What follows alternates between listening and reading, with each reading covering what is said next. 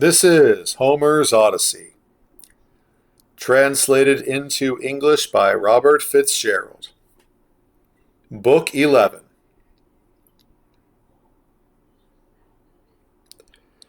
We bore down on the ship at the sea's edge, and launched her on the salt immortal sea, stepping our mast and spar in the black ship. Embarked the ram in yew, and went aboard, in tears, with bitter and sore dread upon us. But now a breeze came up for us astern, a canvas-bellying land breeze, hail shipmate sent by the singing nymph with sun-bright hair. So we made fast the braces, took our thwarts, and let the wind and steersmen work the ship with full sails spread all day above our coursing, till the sun dipped, and all the ways grew dark upon the fathomless, unresting sea. By night, our ship ran onward toward the ocean's bourne, the realm and region of the men of winter, hidden in mist and cloud. Never the flaming eye of Helios lights on those men at morning, when he climbs the sky of stars, nor in descending earthward out of heaven. Ruinous night being rove over those wretches. We made the land, put ram and yew ashore, and took our way along the ocean stream to find the place foretold for us by Kirke. There Perimedes and Eurylachus pinioned the sacred beast. With my drawn blade, I spaded up the votive pit and poured libations round it to the unnumbered dead. Sweet milk and honey, then sweet wine, and last clear water, and I scattered barley down.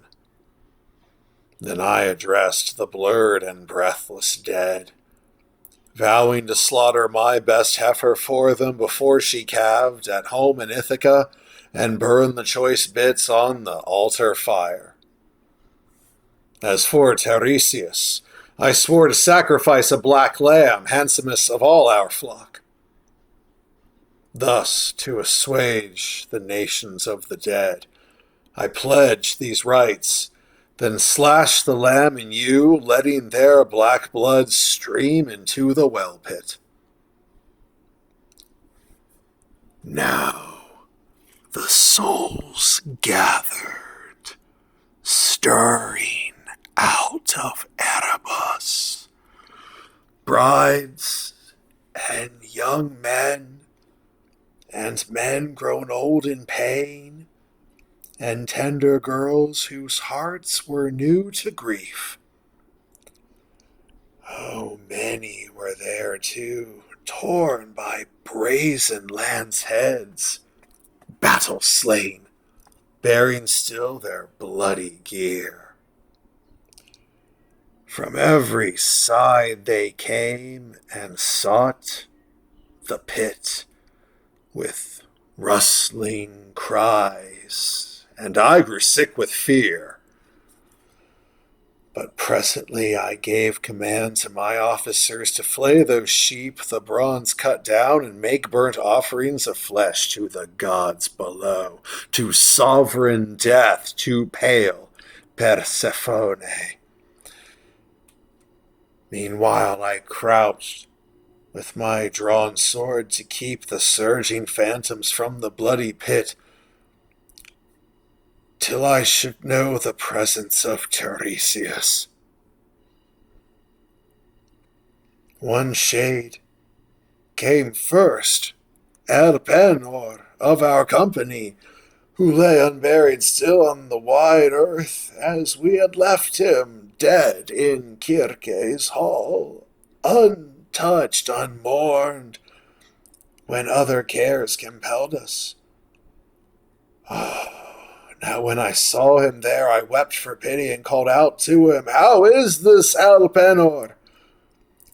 How could you journey to the western gloom, swifter of foot than I in the black lugger?"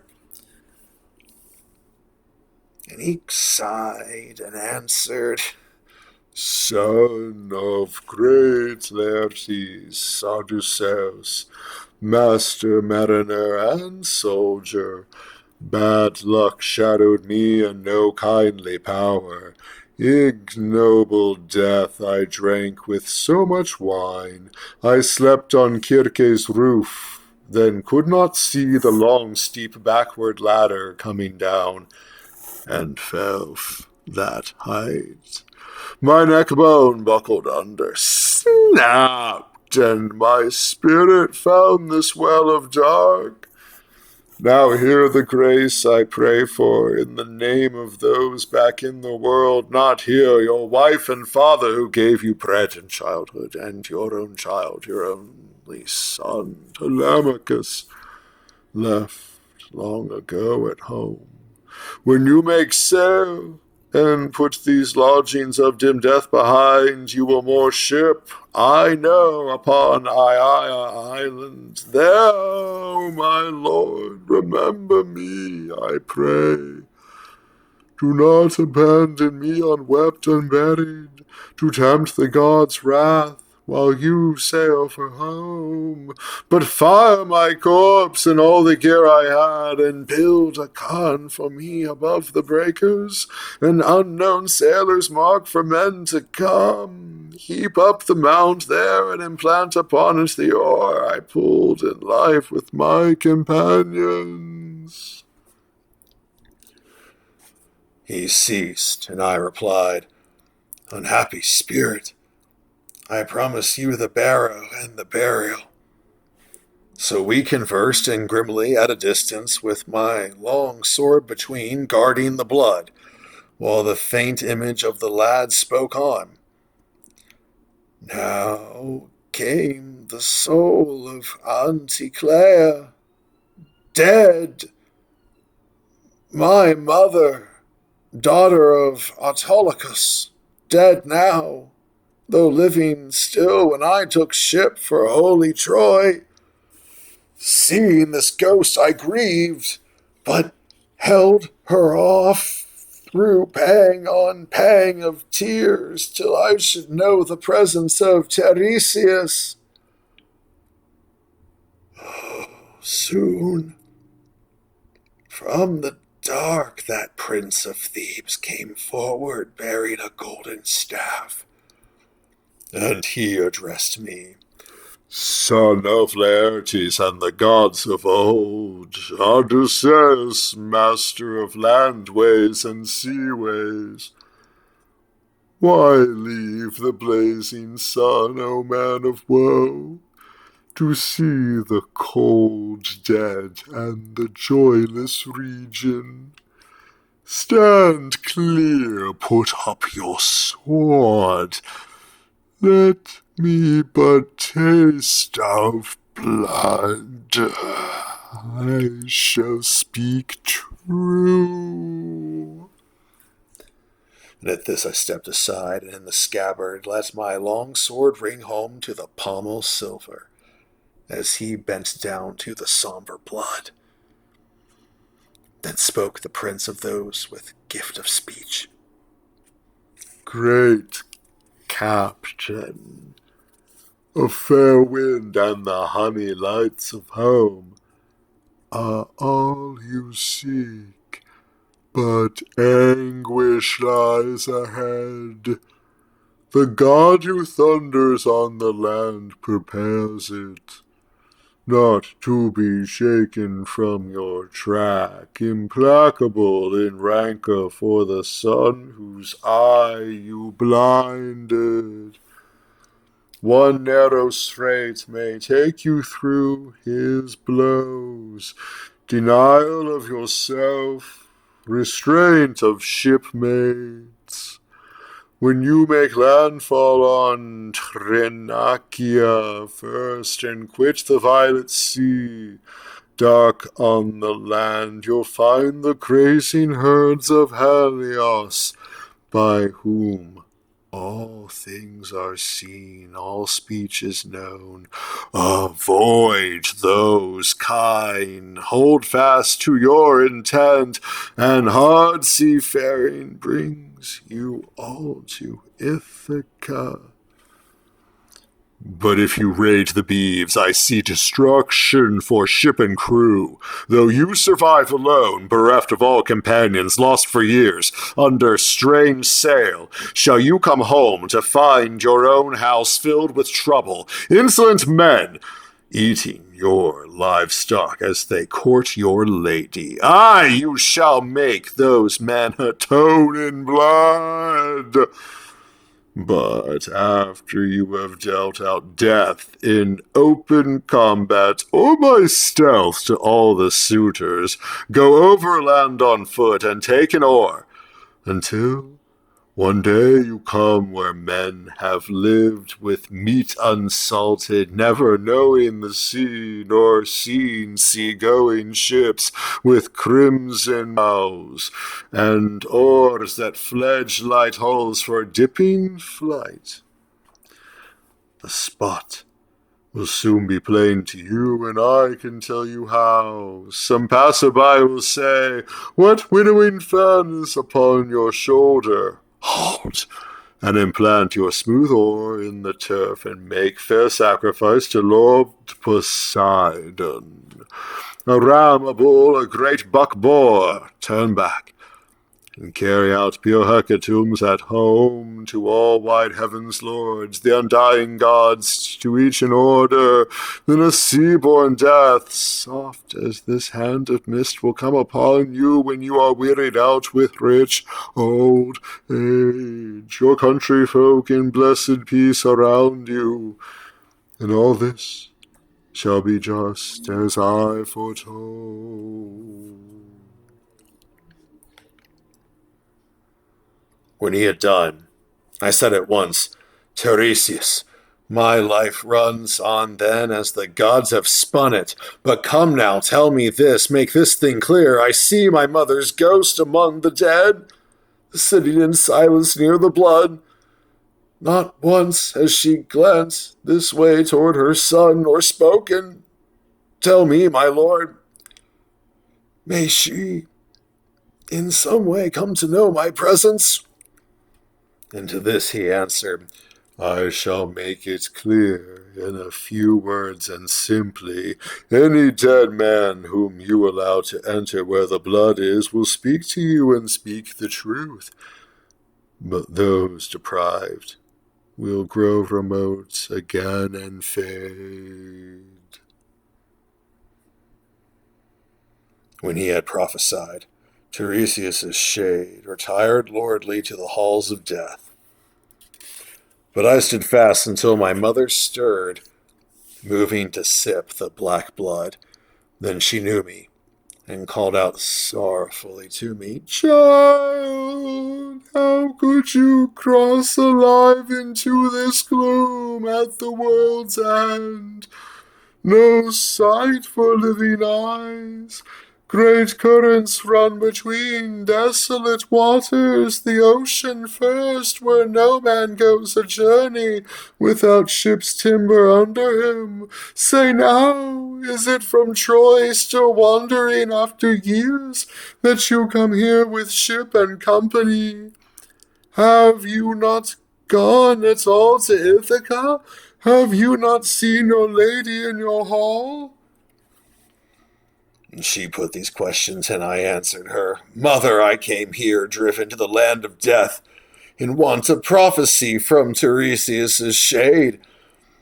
Nor have I yet coasted Achaea's hills, nor touched my own land, but have had hard roving, since first I joined Lord Agamemnon's host by sea for Ilion, the wild horse country, to fight the men of Troy. But come now, tell me this, and tell me clearly, what was the bane that pinned you down in death? Some ravaging long illness, or mild arrows a-flying down one day from Artemis? Tell me of father, tell me of the son I left behind me. Have they still my place, my honors, or have other men assumed them? Do they not say that I come home no more? Tell me of my wife, how runs her thoughts, still with her child, still keeping our domains? Or bride again to the best of the Achaeans? To this my noble mother quickly answered, Still with her child indeed she is, poor heart, still in your palace hall.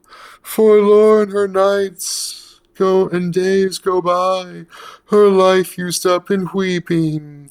But no man takes your honored place. Telemachus has care of all your garden plots and fields, and holds the public honor of a magistrate, feasting and being feasted. But your father is country bound and comes to town no more. He owns no bedding, rugs, or fleecy mantles, but lies down winter nights among the slaves, rolled in old cloaks for cover near the embers. Or when the heat cut the end of summer, the fallen leaves all round his vineyard plot, heaped into windrows, make his lowly bed. He lies now even so with aching heart, and longs for your return while age comes on him. So I too pined away, so doom befell me. Not that the keen-eyed huntress with her shafts had marked me down and shot to kill me. Not that illness overtook me, no true illness, wasting the body to undo the spirit. Only my loneliness for you, Odysseus, for your kind heart and counsel, gentle Odysseus, took my own life away. And I bit my lip, rising perplexed, with longing to embrace her, and tried 3 times, putting my arms around her. But she went sifting through my hands, impalpable, as shadows are, and wavering like a dream. Now this embittered all the pain I bore, and I cried in the darkness, Oh, my mother, will you not stay? Be still, here in my arms. May we not, in this place of death as well, hold one another, touch with love and taste with salt tears relief, the twinge of welling tears? Or is this all hallucination, sent against me by the Iron Queen, Persephone, to make me groan again? My noble mother answered quickly, Oh, my child, alas, most sorely tried of men, great Zeus's daughter Persephone knits no illusion for you. All mortals meet this judgment when they die. No flesh and bone are here, none bound by sinew, since the bright-hearted pyre consumed them down. The white bones long exanimate to ash. Dream-like the soul flies, insubstantial. You must crave sunlight soon. Note all things strange seen here, to tell your lady in after days. So went our talk. Then other shadows came, ladies in company sent by Persephone, consorts or daughters of illustrious men crowding about the black blood. I took thought how best to separate and question them, saw no help for it, but drew once more the long bright edge of broadsword from my hip, that none should sip the blood in company, but one by one, in order. So it fell that each declared her lineage and name. Here was great loveliness of ghosts. I saw before them all that princess of great ladies, Tiro, Salmoneus' daughter, as she told me, and queen to Cretheus, a son of Iolus. She had gone daft for the river Enipeus, most graceful of all running streams, and ranged all day by Enipeus's limpid side, whose form the foaming girdler of the islands, the god who makes earth tremble, took, and so lay down with her, where he went flooding seaward, their bower, a purple billow, arching round to hide them in a sea veil, god and lady. Well, now when his pleasure was complete, the god spoke to her softly, holding fast her hand. Dear mortal, go enjoy. At the turn of seasons, winter to summer, you shall bear me sons. No love-making of gods can be so in vain. Nurse our sweet children tenderly, and rear them. Home with you now, and hold your tongue, and tell no one your lover's name, though I am yours, Poseidon, Lord of surf that makes earth tremble. He plunged away into the deep sea swell, and she grew big with Peleus and Neleus, powerful vassals in their time of Zeus. Peleus lived in broad Iolcos seaboard, rich in flocks, and Neleus at Pylos. As for the sons born by that queen of women to Cretheus, their names were Aison, Pheres, and Amathaon, expert charioteer. Next after her I saw Antiope, daughter of Asopus, and she too could boast, a god for lover, having lain with Zeus, and borne 2 sons to him, Amphion and Zethos, who founded Thebes, the upper city, and built the ancient citadel. They sheltered no life upon that plain, for all their power, without a fortress wall. And next I saw Amphitrion's true wife, Alcmene, mother, as all men know, of lionish Heracles, conceived when she lay close in Zeus's arms, and Megare, high-hearted Creon's daughter, wife of Amphitrion's unwearying son. I saw the mother of Oedipus, Epicaste, whose great unwitting deed it was to marry her own son. He took that prize from a slain father. And presently the gods brought all to light that made the famous story.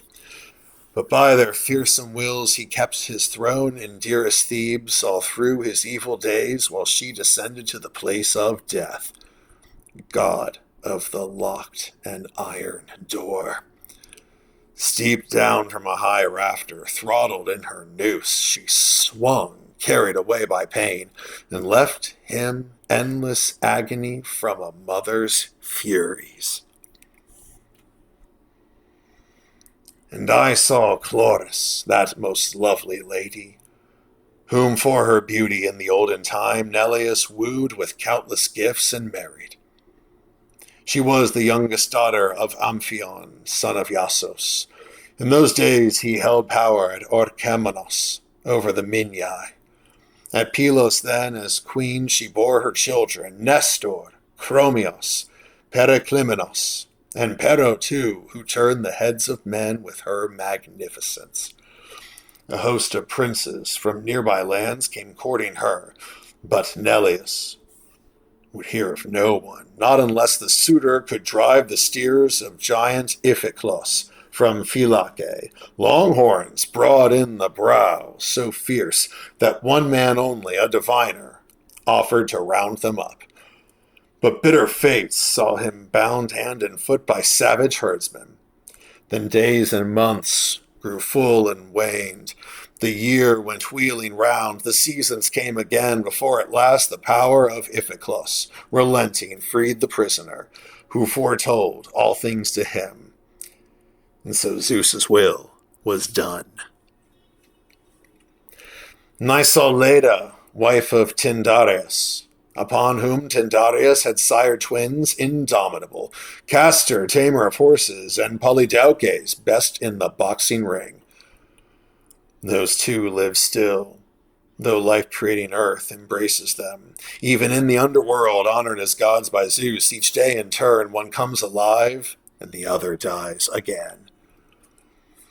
Then after Leda, to my vision came the wife of Aloeus, Iphidamea, proud that she once had held the flowing sea and borne him sons, thunders for a day, the world-renowned Otos and Ephialtes. Never were men on such a scale, bred on the ploughlands and on the grain lands, never so magnificent any after Orion. At 9 years old they towered 9 fathoms tall, 9 cubits in the shoulders, and they promised furor upon Olympus, heaven broken by battle cries, the day they met the gods in arms. With Ossa's mountain peak they meant to crown Olympus, and over Ossa Pelion's forest pile, for footholds up the sky. As giants grown they might have done it, but the bright son of Zeus, by Leto of the smooth braid, shot them down while they were boys unbearded. No dark curls clustered yet from temples to the chin. And then I saw Phaedra, Procris, and Ariadne, daughter of Minos, the grim king. Theseus took her aboard with him from Crete for the terraced land of ancient Athens. But he had no joy of her. Artemis killed her on the isle of Dia at a word from Dionysos. Myra then, and Clymene, and that detested queen, Eriphyle, who betrayed her lord for gold. But how name all the women I beheld there, daughters and wives of kings? The starry night wanes long before I close. Here, or aboard ship, amid the crew, the hour for sleep has come. Our sailing is a god's affair, and yours.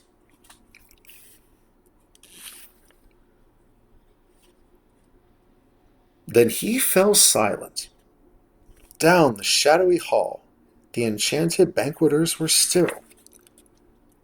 Only the queen, with ivory pale arms, Arete, spoke, saying to all the silent men, Phaeacians, how does he stand now in your eyes, this captain? The look and bulk of him, the inward poise. He is my guest, but each one shares that honor. Be in no haste to send him on his way, or scant your bounty in his need. Remember how rich by heaven's will your possessions are. Then Echeneus, the old soldier, eldest of all Phaeacians, added his word. Friends, here was nothing but our own thought spoken.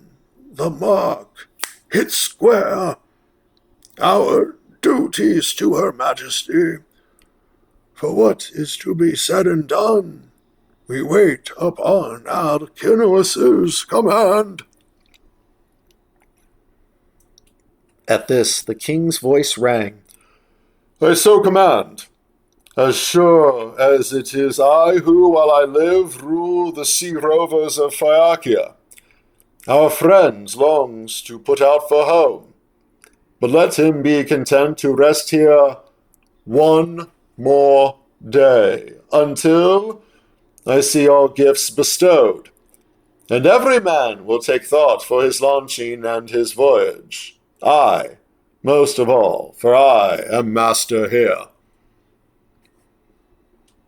Odysseus, the great tactician, answered, Alcinous, king in admiration of men, even a year's delay, if you should urge it, in loading gifts and furnishing for sea. I too could wish it. Far better that I return with some largesse of wealth about me. I shall be thought more worthy of love and courtesy by every man who greets me home in Ithaca. The king said, As to that, one word, Odysseus.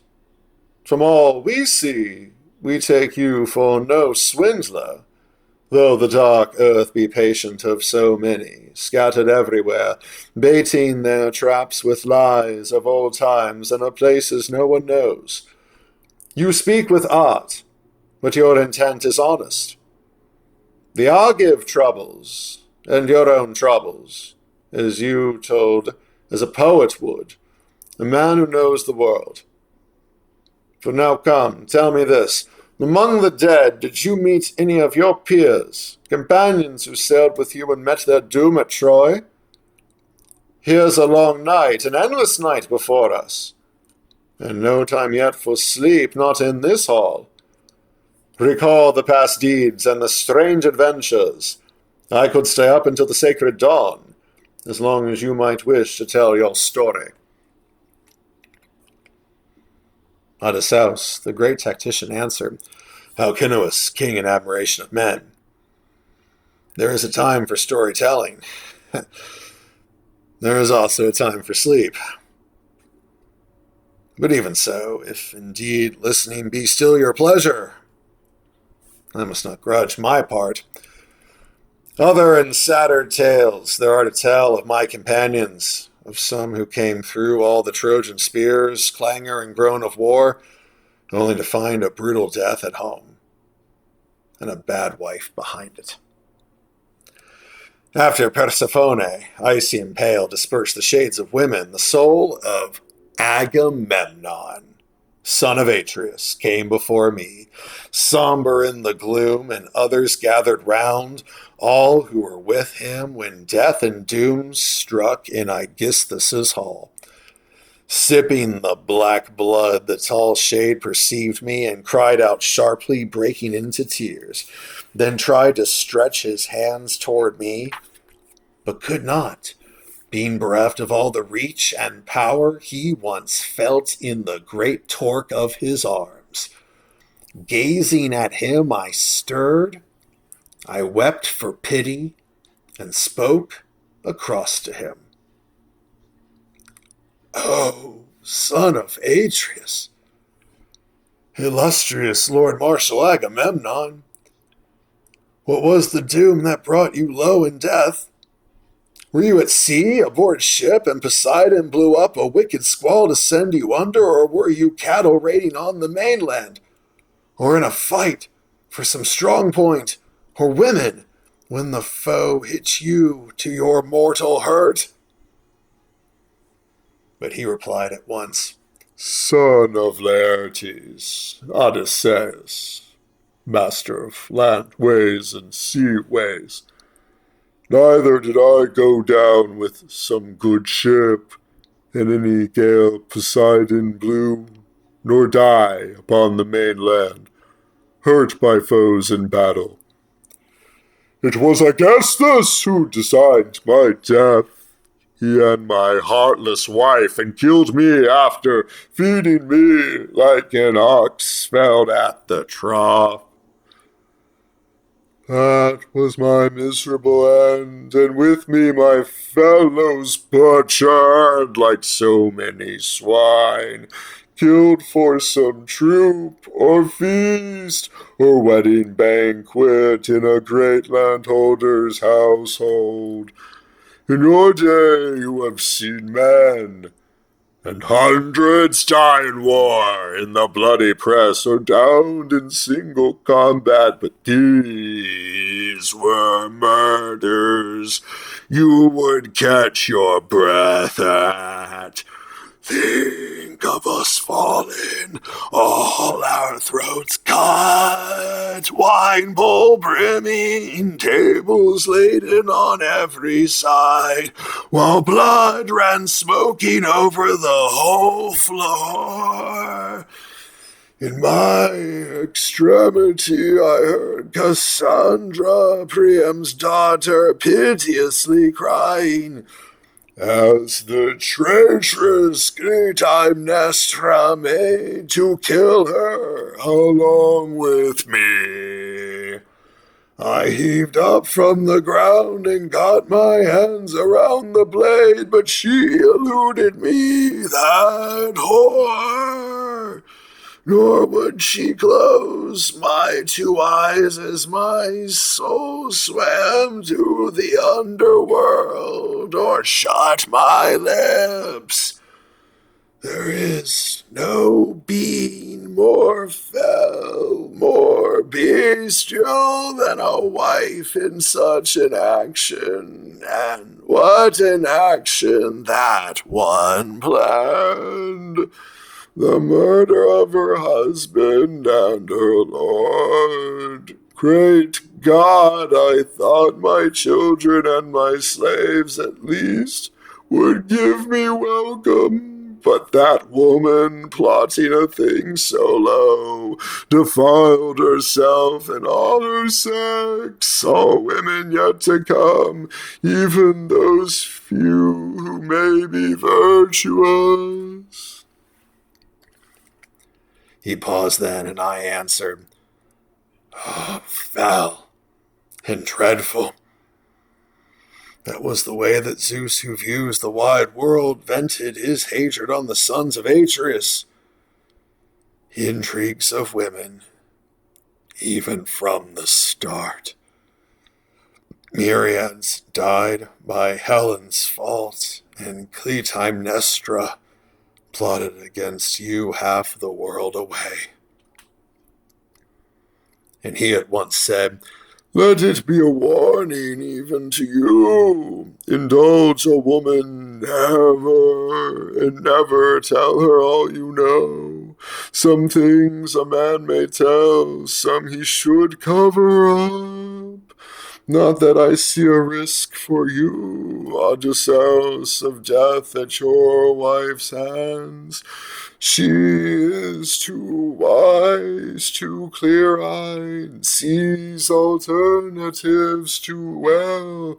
Penelope, Icarius's daughter, that young bride whom we left behind, think of it when we sailed off to war. The baby boy still cradled at her breast. Now he must be a grown man, and a lucky one. By heaven, you'll see him yet, and he'll embrace his father with old-fashioned respect and rightly. My own lady, never let me glut my eyes on my own son, but bled me to death first. One thing I will advise, on second thought. Stow it away and ponder it. Land your ship in secret on your island. Give no warning. The day of faithful wives is gone forever. But tell me, have you any word at all about my son's life? Gone to Orchomenos or sandy Pylos can he be, or waiting with Menelaus in the plain of Sparta? Death on earth has not yet taken Orestes. but I could only answer,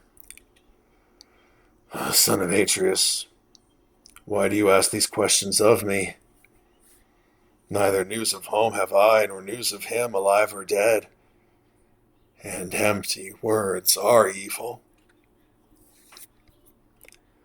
So we exchanged our speech in bitterness, weighed down by grief, and tears welled in our eyes, when there appeared the spirit of Archelaus, son of Peleus, then Patroclus' shade, and then Antilochus, and then Aias, first among all the Danaans in strength and bodily beauty, next to Prince Archelaus. Now that great runner, grandson of Iacchos, recognized me and called across to me, "Son of Laertes and the gods of old, Odysseus, master mariner and soldier, old knife, what next?" What greater feat remains for you to put your mind on after this? How did you find your way down to the dark, where these dim-witted dead are camped forever? The after-images of used-up men. And I answered, Archelaus, Peleus' son, strongest of all among the Achaeans, I had need of foresight, such as Tiresias alone could give to help one homeward bound as me for the crags of Ithaca. I have not yet coasted Achaia, not yet touched my land. My life is all adversity. But was there ever a man more blessed by fortune than you, Archelaus? Can there ever be? We ranked you with immortals in your lifetime. We Argives did, and here are your powers royal among the dead man's shades. Think, then, Archelaus, you need not be so pained by death. And to this, he answered swiftly, Let me hear no smooth talk of death from you, Odysseus, light of counsels. Better, I say, to break sod as a farmhand for some poor countryman on iron rations than lord it over all the exhausted dead. Tell me, what news of the prince, my son? Did he come after me to make a name in battle? Or could it be he did not? Do you know if rank and honor still belong to Peleus in the towns of the Myrmidons? Or now maybe Hellas and Phthia spurn him, seeing old age fetters him hand and foot? I cannot help him under the sun's rays, cannot be that man I was on Troy's wide seaboard in those days when I made bastion for the Argives and put an army's best men in the dust. Were I but whole again, could I go now to my father's house? 1 hour would do to make my passion and my hands no man could hold hateful to any who shoulder him aside. No, when he paused, I answered, Oh, of all that, of Peleus' life, that is, I know nothing. But happily, I can tell you the whole story of Neoptolemus, as you require. In my own ship, I brought him out of Skyros to join the Achaeans under arms. Then I can tell you, in every council before Troy thereafter, your son spoke first and always to the point. No one but Nestor and I could outdebate him.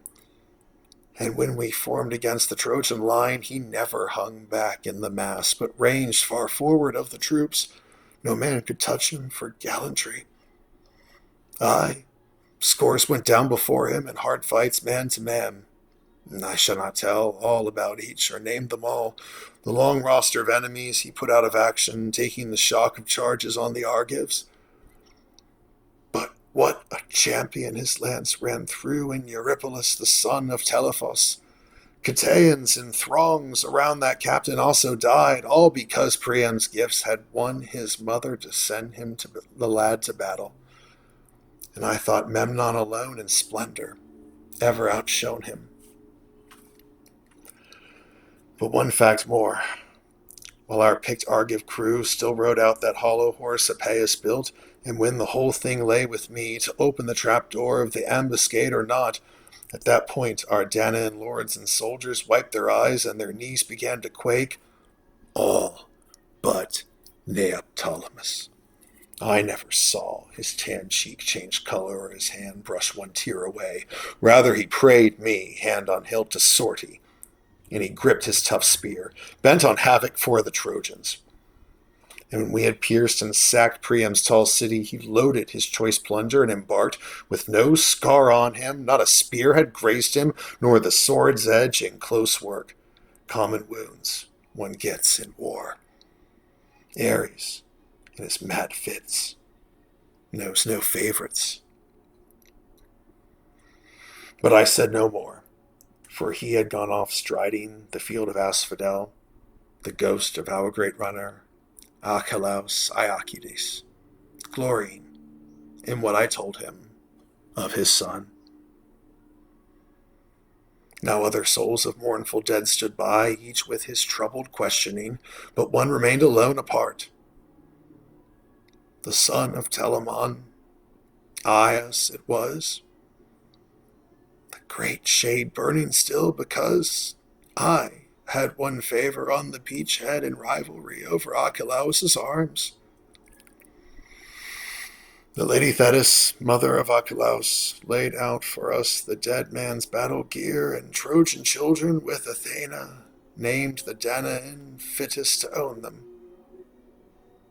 Would God I had not borne the palm that day, for earth took Aias then to hold forever, and handsomest and, in all feats of war, noblest of the Danaans after Archelaus. And gently, therefore, I called across to him, Aias, dear son of royal Telamon, you would not then forget, even in death, your fury with me over those accursed, calamitous arms? And so they were, a bane sent by the gods upon the Argive host. For when you died by your own hand, we lost a tower, formidable in war. All we Achaeans mourn you forever, as we do Archelaus. And no one bears the blame but Zeus. He fixed that doom for you because he frowned on the whole expedition of our spearmen. My lord, come nearer, listen to our story. Conquer your indignation and your pride. But he gave no reply, and turned away, following other ghosts toward Erebus. Who knows if in that darkness he might still have spoken? And I answered. But my heart longed after this, to see the dead elsewhere. And now there came before my eyes Minos, the son of Zeus, enthroned, holding a golden staff, dealing out justice among ghostly pleaders, arrayed about the broad doorways of death. And then I glimpsed Orion, the huge hunter, gripping his club studded with bronze unbreakable, with wild beasts he had overpowered in life on lonely mountainsides, now brought to bay on fields of asphodel. And I saw Tityos, the son of Gaia, lying abandoned over 9 square rods of plain. Vultures hunched above him left and right, rifling his belly, stabbed into the liver, and he could never push them off. This hulk had once committed rape of Zeus's mistress Leto in her glory, when she had crossed the open grass of Panopeus toward Pytho. Then I saw Tantalus put to the torture. In a cool pond he stood, lapped round by water clear to the chin, and being athirst he burned to slake his dry, wessened with drink, though drink he would not ever again. For when the old man put his lips down to the sheet of water, it vanished round his feet, gulped underground, and black mud baked there in a wind from hell. Boughs, too, dropped low above him, big with fruit, pear trees, pomegranates, brilliant apples, luscious figs, and olives ripe and dark. But if he stretched his hand for one, the wind under the dark sky tossed the bough beyond him. Then Sisyphus in torment I beheld, being roused about to a tremendous boulder. Leaning with both arms braced and legs driving, he heaved it toward a height, and almost over. But then a power spun him round and sent the cruel boulder bounding again to the plain, whereon the man bent down again to toil, dripping sweat, and the dust rose overhead.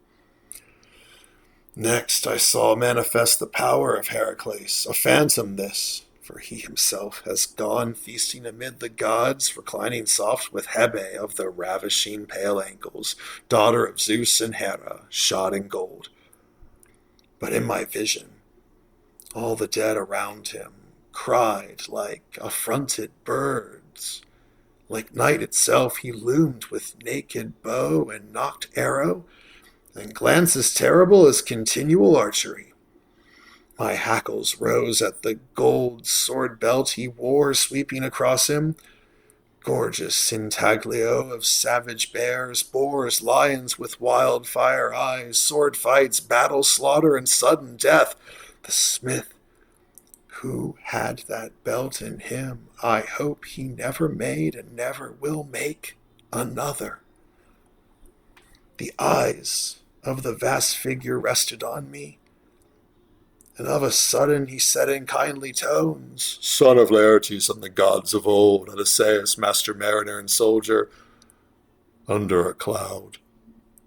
You too, destined to grinding labors, like my own in the sunny world. Son of Cronion, Zeus or not, how many days I sweated out, being bound in servitude to a man far worse than I, a rough master. He made me hunt this place one time to get the watchdog of the dead. No more perilous a task he thought could be, but I brought back that beast up from the underworld. Hermes and grey-eyed Athena showed the way. And Heracles, down the vistas of the dead, faded from sight, but I stood fast, awaiting other great souls who perished in times past. I should have met then God-begotten Theseus and Pirithous, whom both I longed to see. But first came shades and thousands, rustling in a pandemonium of whispers blown together, and the horror took me that Persephone had brought from darker hell some saurian death's head. I whirled then, made for the ship, shouted to crewmen to get aboard and cast off the stern hawsers, an order soon obeyed. They took their thwarts, and the ship went leaping toward the stream of ocean, first under oars, and then with a following wind.